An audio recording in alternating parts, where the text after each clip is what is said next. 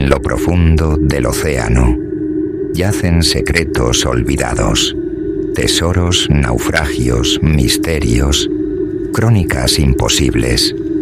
Bienvenidos a Relatos Marinos, donde las leyendas del mar cobran vida. ¿Qué misterios escondían los márgenes del mundo en el siglo XVIII?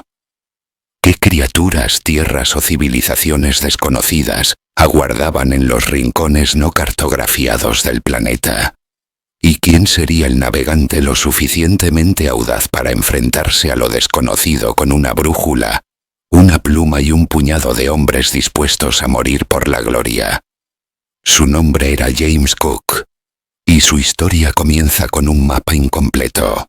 En 1768, el mundo aún tenía sombras. Grandes extensiones del Pacífico eran espacios en blanco donde los cartógrafos dibujaban monstruos marinos o simples líneas onduladas. Los mitos hablaban de una vasta terra australis incógnita, un continente escondido bajo el horizonte del sur, tan rico y extenso como Eurasia. Las potencias europeas codiciaban ese supuesto paraíso, pero nadie lo había visto. James Cook, un humilde hijo de granjeros de Yorkshire, autodidacta y ambicioso, no era noble pero sí un genio de la navegación y la cartografía. Fue elegido para comandar una expedición secreta. Oficialmente debía observar el tránsito de Venus desde Tahití para ayudar a calcular la distancia entre la Tierra y el Sol. Extraoficialmente llevaba una segunda misión: buscar y reclamar para Inglaterra esa tierra mítica del sur. El 26 de agosto de 1768, el Endeavour zarpó del puerto de Plymouth. Era una pequeña embarcación de 32 metros, robusta pero lenta, con una tripulación de 94 hombres. El mar olía a brea, madera húmeda y pólvora. Cada ola era una promesa de gloria o muerte. Cook sabía que más allá del Atlántico lo esperaba el fin de las certezas y el principio de su leyenda. Tras cruzar el estrecho de Magallanes y bordear la costa sudamericana, el Endeavour se adentró en la vastedad del Pacífico. Durante semanas, nada rompía la monotonía del mar infinito. Pero en marzo de 1769, llegaron a Tahití. Allí construyeron un observatorio provisional para registrar el tránsito de Venus. Cook y sus hombres convivieron con los maoríes, tomaron notas, midieron el cielo, pero sabían que su destino real estaba más allá del horizonte. Cuando levantaron anclas, navegaron hacia el sur, hacia la oscuridad del mapa. Descubrieron islas, arrecifes y peligros. En octubre alcanzaron la costa de una gran tierra desconocida, Nueva Zelanda. Era una isla de fiordos, montañas y guerreros feroces. Cook la rodeó, cartografió y nombró sus bahías con precisión milimétrica. Luego puso rumbo al oeste y, el 19 de abril de 1770, divisaron la costa de un nuevo continente, Australia. Habían hallado el borde de la Terra Australis, pero el misterio apenas comenzaba. El 19 de abril de 1770, una silueta imprecisa se alzó en el horizonte oriental. Era una costa que parecía prolongarse eternamente hacia el norte y el sur, como un gigante dormido bajo las nubes del Pacífico. James Cook había alcanzado el continente que los mapas aún se negaban a dibujar, Australia, pero lo que parecía un descubrimiento serían apenas la primera página de un relato de encuentros tensos, enfermedades invisibles, y un error que marcaría el destino de todo un continente. Cook desembarcó en una ensenada que llamó Botany Bay, por la abundancia de plantas exóticas recolectadas por Joseph Banks y Daniel Solander, los científicos de a bordo. Los marineros pisaron tierra con cautela. Las arenas blancas estaban vacías, pero ojos invisibles los observaban. Desde los arbustos los Seora, habitantes originarios de la región, miraban en silencio. Nadie sabía aún que aquel sería el primer contacto entre dos mundos que jamás se habían tocado. Al principio los encuentros fueron tensos. Los aborígenes no comprendían las intenciones de los europeos. Cook, por su parte, trataba de evitar la violencia, pero la tripulación era impaciente, supersticiosa y arrogante. Las tensiones crecieron. Una flecha, una descarga de mosquete. El primer disparo marcó una línea invisible en la historia. Aún así, Cook continuó su misión. Navegó hacia el norte, cartografiando cada bahía, cada cabo, cada arrecife. Durante 4 meses, el Endeavour recorrió la costa oriental de Australia. Fue un viaje lento y peligroso. En junio, el barco encalló en la gran barrera de coral. El casco crujió. El agua inundó la bodega. La muerte estuvo a minutos. Pero Cook logró salvar el navío. Repararon el daño en lo que llamaron la desembocadura del río Endeavour. Fue allí donde comprendió que esta tierra no era parte de la mítica Terra Australis, sino un continente aparte. Y lo reclamó para Inglaterra. El 22 de agosto de 1770, en Possession Island, Cook hizo la bandera británica.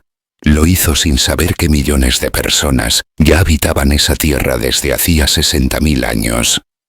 El acto simbólico para sus contemporáneos fue un gesto de valentía, pero siglos después se entendería como el inicio de una tragedia para los pueblos originarios. Cook regresó a Inglaterra en 1771 como un héroe. Había cartografiado más de 8.000 kilómetros de costas desconocidas con una precisión que asombró a toda Europa. Su relato encendió la imaginación de los imperios y selló el destino de Australia. Pero el mundo aún no estaba completamente iluminado, y Cook aún no había terminado su viaje hacia lo imposible. Cuando James Cook volvió a pisar tierra británica, lo recibieron como un semidios de la navegación. Pero no era suficiente. No para él. La curiosidad lo devoraba por dentro. Había rozado los bordes del continente australiano, pero la Terra Australis seguía sin revelarse completamente. ¿Existía un continente oculto más al sur? ¿O todo había sido una fantasía geográfica? Para hallar la respuesta, Cook debía enfrentar un desafío mayor que cualquier isla desconocida: los confines helados del planeta. En 1772, con el patrocinio del Almirantazgo y la Royal Society, Cook se embarcó en su segundo viaje. Esta vez, comandaría 2 barcos, el Resolution y el Adventure. El objetivo era claro: descubrir o refutar la existencia del continente austral. Pero lo que encontraron fue algo mucho más peligroso: el hielo y el límite de la resistencia humana. La expedición cruzó el Círculo Polar Antártico en enero de 1773, un logro sin precedentes. Nunca antes un barco europeo había navegado tan al sur. Las condiciones eran brutales. El viento cortaba como cuchillas, las velas se congelaban, y enormes témpanos acechaban como dientes de cristal. La tripulación enfermaba, los hombres deliraban por el frío. Cook, sin embargo, se mantenía firme. Su temple era inquebrantable. Sabía que cada milla más allá del sur era historia. Durante meses, navegaron en un laberinto de hielo flotante. Cook se convirtió en el cartógrafo del vacío, el explorador de lo blanco. Alcanzaron latitudes imposibles, rodeados por muros de hielo donde el sol apenas se atrevía a brillar. Y aunque no pisaron el continente antártico, Cook demostró algo aún más valioso. No existía una Terra Australis como se imaginaba. El mito quedaba destruido. Pero en su lugar, nacía una realidad aún más fascinante. El sur era un abismo frío, sin civilización, pero lleno de secretos. En su camino de regreso, descubrieron nuevas islas en el Pacífico Sur, como las Marquesas y Nueva Caledonia.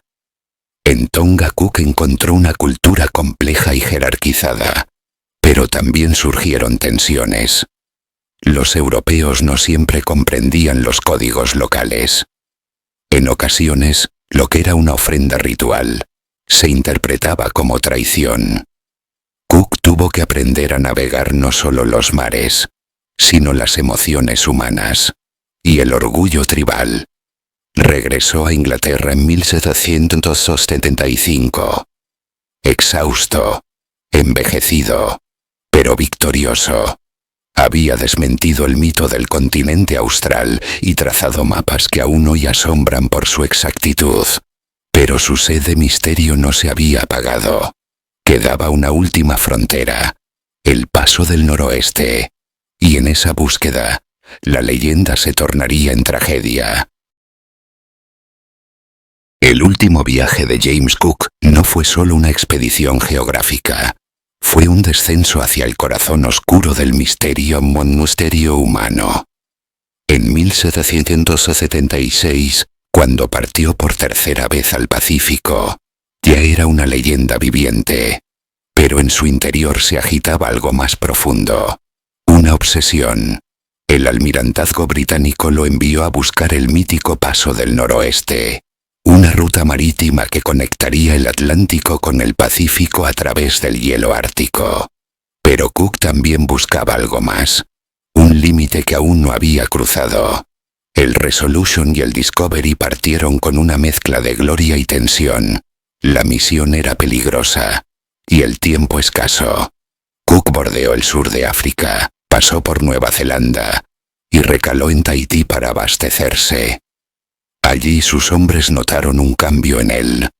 Ya no era el mismo capitán calmado y racional.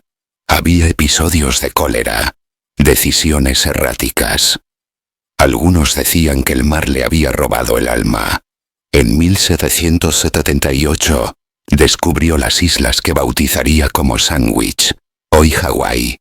Fue recibido con honores casi divinos por los nativos. Algunos jefes lo identificaron con el dios Lono, cuyo regreso estaba profetizado. Cook, pragmático pero curioso, aceptó los regalos, las danzas y los rituales. Parecía un nuevo Edén, una pausa en su eterna travesía. Pero la armonía era solo una máscara del destino. Tras explorar la costa oeste de América del Norte, hoy Alaska y el estrecho de Bering, el hielo lo detuvo. El Paso del Noroeste era un mito sellado por la escarcha. Frustrado, Cook regresó a Hawái en febrero de 1779. Pero algo había cambiado. Los rituales ya no eran amistosos. La reverencia se tornó sospecha. La tripulación cometió errores, robos y ofensas que tensaron el delicado equilibrio cultural. El 14 de febrero, una embarcación fue sustraída por los locales. Cook, en un gesto desesperado, decidió tomar como rehén al jefe Kalaniʻo Pu. Un acto trágico. En la playa de Kealakekua, la confrontación estalló. Un guerrero clavó su lanza. Cook cayó, golpeado, apuñalado y finalmente ahogado en el oleaje. Así terminó el hombre que dibujó los márgenes del mundo. Su cuerpo nunca fue recuperado. Algunas partes fueron devueltas ritualmente. Otras dicen desaparecieron para siempre. Pero Cook no murió realmente. Se convirtió en un símbolo, en un faro para todos los que aún creen que el misterio sigue ahí, más allá del horizonte, en la próxima isla tras la próxima tormenta. La historia de James Cook no es solo la de un explorador, sino la de un hombre que se atrevió a buscar el fin del mundo, y encontró en su lugar su propio destino.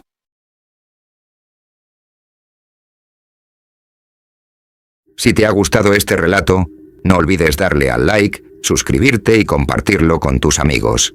No te pierdas ni un solo misterio del mar. Activa la campanita. Nos vemos en el próximo vídeo. Prepárate para lo inesperado.